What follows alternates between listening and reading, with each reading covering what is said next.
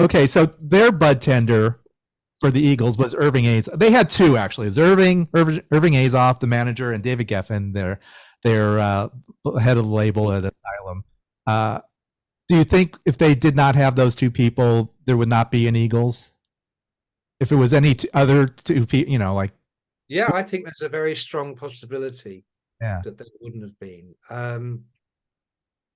These sliding doors moments are real for all of us, I think. I've definitely had some in my life, and unlike the Eagles, I think I quite often chose the wrong door. Um, but I mean, Kate, David Geffen at that moment is building his empire, and he sees the Eagles as a great way to help him do that. I mean, that's what you want. And he was their manager, their label. I mean, everything. Irvin, very similar. He was looking for the main chance. It's not like Irvin now, where, you're joining the evil empire and he's got all the bands in the world. Uh, he was no one, just this little guy. But he had a mission. He was on a mission. And all bands need that. In Led Zeppelin, Peter, who I know very well, Peter Grant, Zeppelin were his mission. He was like an attack dog, and they were like the thing he was guarding. Not just in terms of brutalizing people, threatening people, but actually making them money. And Irving was and is that guy. But back then, the Eagles were his first big score. He'd had a couple of very notable successes, but they were the first rocket to the moon. Um, and he was at that age where he was super hungry. So were they. So it was a great meeting of like minds.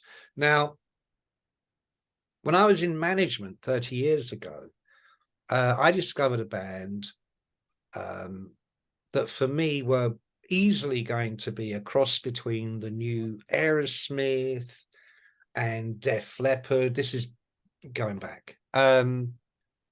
Just so fucking talented, amazing. So I still have some of their songs on the computer somewhere, which I will play. And I was their great misfortune was that I was their manager. And needless to say, they got fucking nowhere. I didn't have what it took. You're talking about being driven. Um, that Irving was driven, Geffen was driven. They had literally tunnel vision, and they went for it. And there weren't really any rules. They kind of made the rules for themselves. And to have been, a band in your 20s on your first, second record trying to make it, and these are the guys in your corner, well, of course it made a huge difference. It made a huge difference.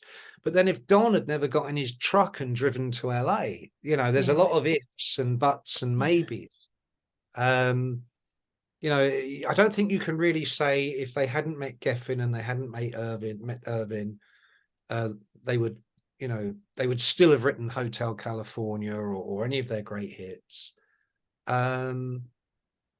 I don't think that would have happened at all, because life just doesn't work like that. You can't take out one hugely important figure and just think, well, everything else would have happened anyway. There just would be that guy wouldn't be there.